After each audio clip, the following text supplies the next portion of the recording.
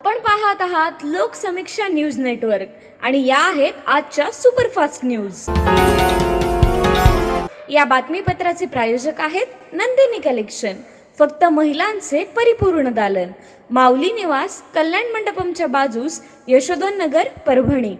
नमस्कार, मी प्रभू Dipke Loksamiksha news network मध्ये आपलं स्वागत करतो। आपण पाहत आहात परभणीचं एकमेव बातमीपत्र Loksamiksha superfast. Red Apple exclusive MIDC परिसर, परभणी। भीमा कोरेगाव दिनानिमित्त आज परभणीतल्या डॉक्टर बाबासाहेब आंबेडकरांच्या पूर्णाकृती पुतळ्यासमोर अभिवादन सोहळा संपन्न झाला। भारतीय बौद्ध महासभा जिल्हा शाखा परभणीच्या वतीनं आज डॉक्टर बाबासाहेब आंबेडकरांच्या पूर्णाकृती पुतळ्याला पुष्पहार अर्पण करून अभिवादन करण्यात आलं।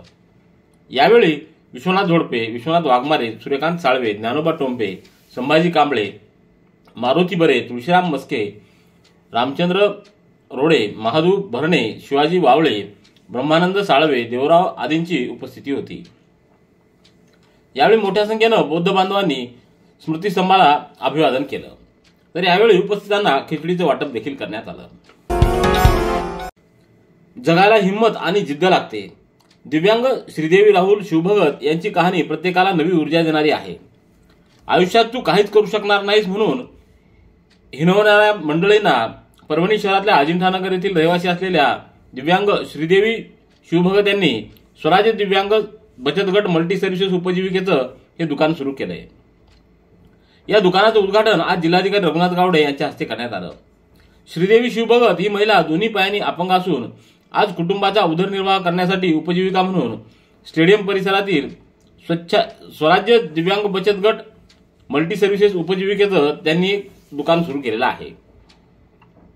हातपाय धडधाकट असूनही परिस्थितीला दोष देत रडत बसणाऱ्या मंडळींनी या दिव्यांग श्रीदेवीची प्रेरणा घ्यावी असं हे कर्तृत्व आहे। परभणी येथील रेल्वे स्थानकावर गेल्या अनेक महिन्यांपासून यातना सहन करणाऱ्या प्रवाशांच्या असंख्य समस्यांची खासदार फौजिया खान यांनी दखल घेत आज 9 वर्षाच्या दिनी स्वतः रेल्वे स्थानकाला भेट देऊन पाहणी केली व प्रवाशांबरोबर हितगुज करत लगेच दक्षिण मध्य रेल्वे विभागाच्या नांदेड विभागीय व्यवस्थापकांना खडसावलं। खासदार फौजिया खान या बुधवारी सायंकाळी 4:45च्या सुमाराला परभणीच्या रेल्वे स्थानकावर ताफ्याविना दाखल झाल्या। लगेच नव्यानं सुरू होणाऱ्या प्रवेशद्वारावर ये जा करणाऱ्या प्रवाशांची गर्दी व कोंडी, त्यातून धक्काबुक्की हे सारे प्रकार लगेच त्यांनी मोबाईलवर रेकॉर्ड देखील केले।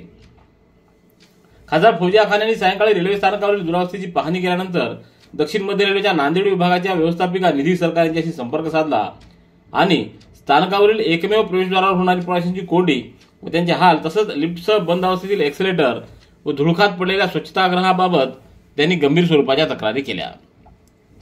गुडघे दुखत आहेत, आता काळजी नको।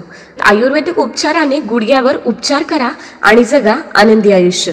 बालाजी आयुर्वेदिक निसर्गोपचार केंद्र, तलाठी कार्यालयाच्या पाठीमागे, वसमत रोड, परभणी। संपर्क डॉक्टर गोविंद कामटे, मोबाईल क्रमांक 9923300914। राजकीय क्षेत्रात नव्हतो तेव्हापासून आपल्या भागातील समस्या आणि अडचणी माहीत आहेत। या डोंगरी भागातील जनतेनं नेहमी साथ दिली आहे। त्यांचा मजबूत पाठिंबा असल्यामुळे राजकीय क्षेत्रामध्ये सलग 2 वेळा विजयी गुलाल उधळता आला याची मला कायम जाणीव आहे। त्यामुळे आपण मांडलेले प्रश्न, समस्या आणि अडचणी सोडविण्यासाठी धोरणात्मक आराखडा तयार करून पुढाकार घेणार आहे। तसंच यंदा निवडणूक काळात गावोगावी दिलेली आश्वासनं आणि शब्द पूर्ण करणारच आहे अशी ग्वाही आमदार डॉ. रत्नाकर गुट्टे यांनी गावकऱ्यांना दिली आहे। आंतरवेली येथील नागरी सत्कार सोहळ्यामध्ये ते गावकऱ्यांशी संवाद साधत होते। कोदरी जिल्हा परिषद सर्कल अंतर्गत सर्व गावातील ग्रामस्थांच्या वतीनं या सत्कार सोहळ्याचं आयोजन करण्यात आलं होतं। यावेळी अनेकांनी आपली मनोगत मांडून आमदार गुट्टे यांच्या कामगिरीचा उल्लेख करत पुढील वाटचालीच्या शुभेच्छा दिल्या आहेत। सरकार हमीभाव जाहीर करतं, पण हमीभावाचा कायदा अस्तित्वात नसल्यानं शेतकऱ्यांना हमीभावापेक्षा कमी किमतीत शेतमाल विकावा लागतो। परिणामी गेल्या 5 वर्षात शेतकऱ्यांची कर्ज दुप्पट झाली आहेत। एका बाजूला केंद्र सरकार देशातील कॉर्पोरेट कंपन्यांचं 10 लाख कोटीच्या कर्जाचा निर्णय घेतं, ते कर्ज राईट ऑफ करतंय, तर दुसऱ्या बाजूला शेतकऱ्यांची कर्ज दुप्पट होतात, ही अत्यंत दुर्दैवी बाब आहे। राज्य सरकारने येत्या अर्थसंकल्पीय अधिवेशनामध्ये आपण दिलेला शब्द पाळावा, तसंच जिल्ह्यात झालेल्या अतिवृष्टीमुळे सोयाबीन, कापूस या पिकाचं नुकसान झालंय, त्या पिकांचा अग्रिम पीक विमा आणि शासकीय अनुदान त्वरित देण्यात यावं व दोन्ही विषय मान्य न झाल्यास पीक विम्यासाठी व संपूर्ण कर्जमुक्तीसाठी राज्यातील शेतकऱ्यांना रस्त्यावर उतरून मोठं जनआंदोलन करावं लागेल असा इशारा स्वाभिमानी शेतकरी संघटनेच्या वतीनं आज देण्यात आला आहे।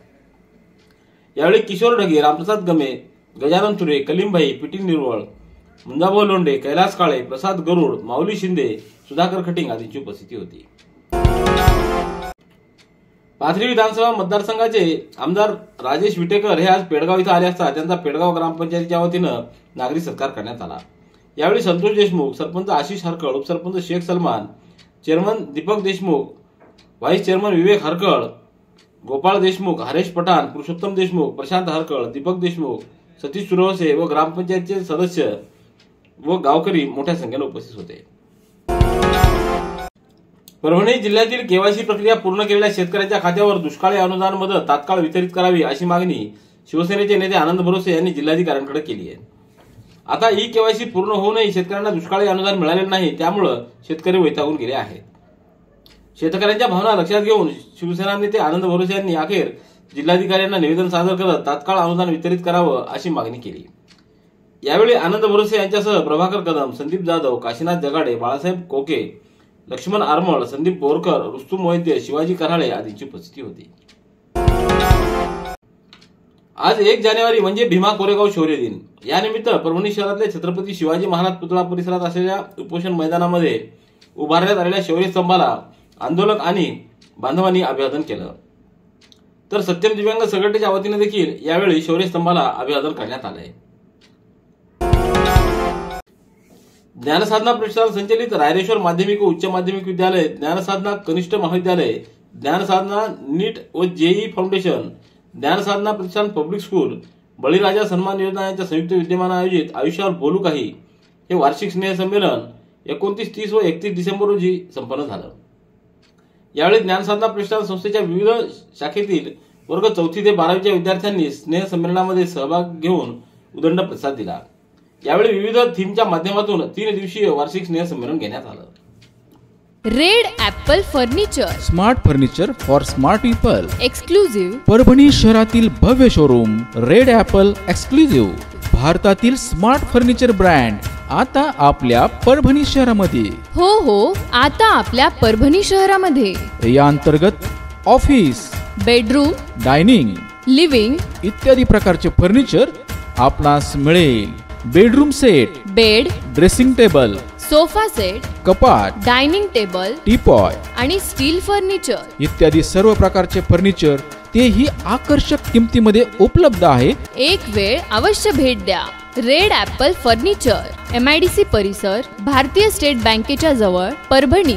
ग्रामीण भागातील सर्व गावांना दृश्यमान स्वच्छतेचा अपेक्षित दर्जा मिळवून देण्यासाठी राज्यव्यापी लोकचळवळ उभी व्हावी यासाठी शासनाच्या पाणीपुरवठा व स्वच्छता विभागाच्या वतीनं 1 ते 20 जानेवारी या कालावधीमध्ये स्वच्छ माझे अंगण अभियानाचं आयोजन करण्यात आलं असल्याची माहिती स्वच्छ भारत मिशनचे उपमुख्य कार्यकारी अधिकारी शिवराज केंद्रे यांनी दिली आहे.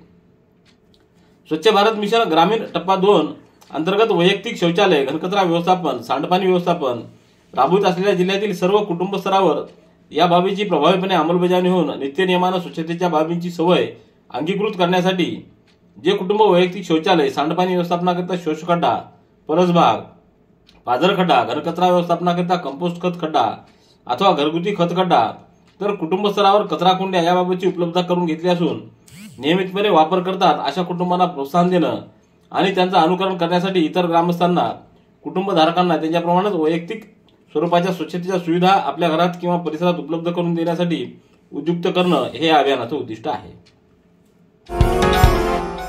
येणारा काळ हा कृत्रिम बुद्धिमत्तेचा काळ असणार आहे.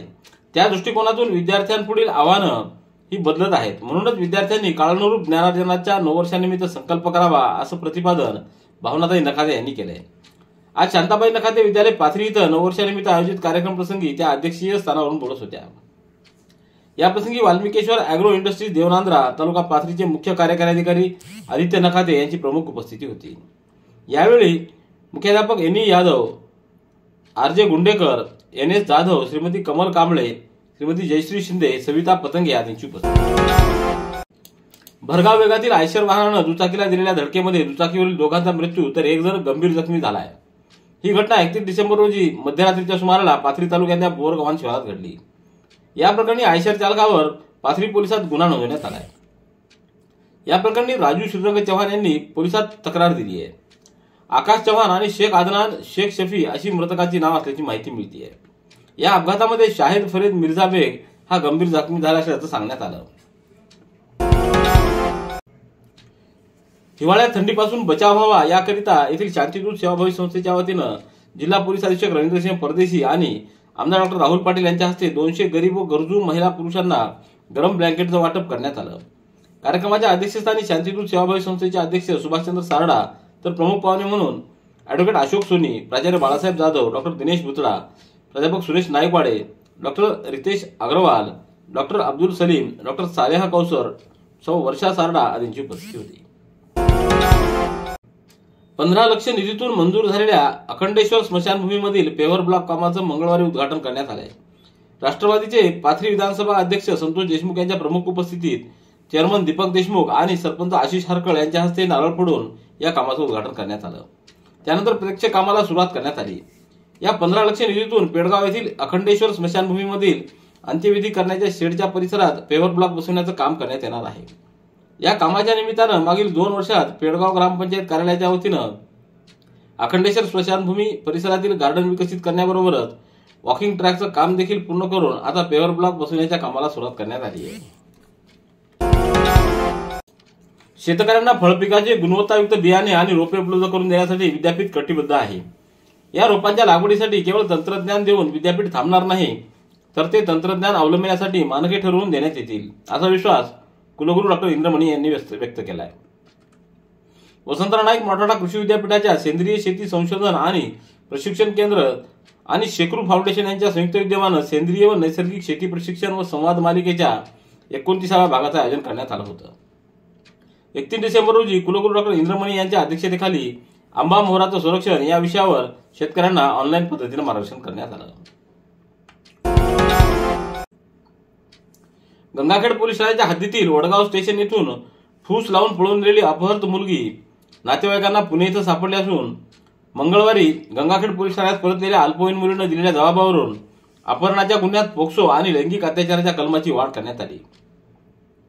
वडगाव स्टेशन येथील 17 वर्षे 1 महिना वय असलेल्या अल्पवयीन मुलीला फूस लावून पळून नेल्याप्रकरणी 26 डिसेंबर रोजी गंगाखेड पोलिसात वडगाव येथील अक्षय बचाटे याच्या विरोधात अपहरणाचा गुन्हा दाखल करण्यात आला होता. या गुन्ह्याचा तपास करणाऱ्या पोलीस उपनिरीक्षक रामधन डोईफोडे व त्याच्या मुलीच्या नातेवाईकांनी शोध घेतल्यानंतर ही मुलगी पुणे इथे असल्याची माहिती मिळाल्यानं नातेवाईकांनी तिला पुणे येथून गंगाखेड येथे आणत पोलीस ठाण्यात हजर केलं होतं. अखिल भारतीय मराठा महासंघ 125व्या वर्षात पदार्पण करतोय. या काळात समाजाचा सर्वांगीण विकास होण्यासाठी अनेक वेगवेगळे उपक्रम राबवले आहेत. भविष्यात संघटनेची बांधणी व समाज जागृतीसाठी संघटनात्मक काही बदल केले आहेत. त्याचाच एक भाग म्हणून सामाजिक कार्यकर्ते तथा ज्येष्ठ पत्रकार धाराजी भुसारे यांची मराठवाडा विभागीय अध्यक्षपदी नियुक्ती संघटनेचे राष्ट्रीय अध्यक्ष दिलीप जगताप यांनी केंद्रीय कार्यालय मुंबई इथं केली आहे. याबद्दल भुसारे यांचं सर्व स्तरातून अभिनंदन करण्यात आलंय. परभणीच्या शारदा महाविद्यालयाच्या राष्ट्रीय सेवा योजनेचे विशेष शिबिर मांडवा येथं माझ्या देशासाठी डिजिटल साक्षरतेसाठी युवक या उद्देशाने आयोजित करण्यात आलं. यावेळी झालेल्या उद्घाटन कार्यक्रमाला अध्यक्ष म्हणून शारदा महाविद्यालयाचे प्राचार्य डॉक्टर बबन पवार, तर उद्घाटक म्हणून विविध कार्यकारी सहकारी सोसायटीचे चेअरमन अशोक घुले आणि प्रमुख अतिथी म्हणून जिल्हा परिषद प्राथमिक शाळा मांडवा येथील मुख्याध्यापक संतोष शिंदे, शालेय समितीचे अध्यक्ष पंढरीनाथ चव्हाण व ज्ञानेश्वर चव्हाण आदींची उपस्थिती होती. रेड ॲपल एक्सक्लुझिव्ह MIDC परिसर परभणी. याबरोबरचे बातमीपत्र संपलं. पुन्हा भेटूया उद्याच्या सुपरफास्ट बातमीपत्रात. पाहत रहा लोकसमीक्षा. तुम्हाला हे बातमीपत्र कसं वाटलं याबद्दल आपली प्रतिक्रिया नोंदवा. दररोजचे अपडेट्स मिळवण्यासाठी लोकसमीक्षा चॅनलला सबस्क्राईब करा. धन्यवाद.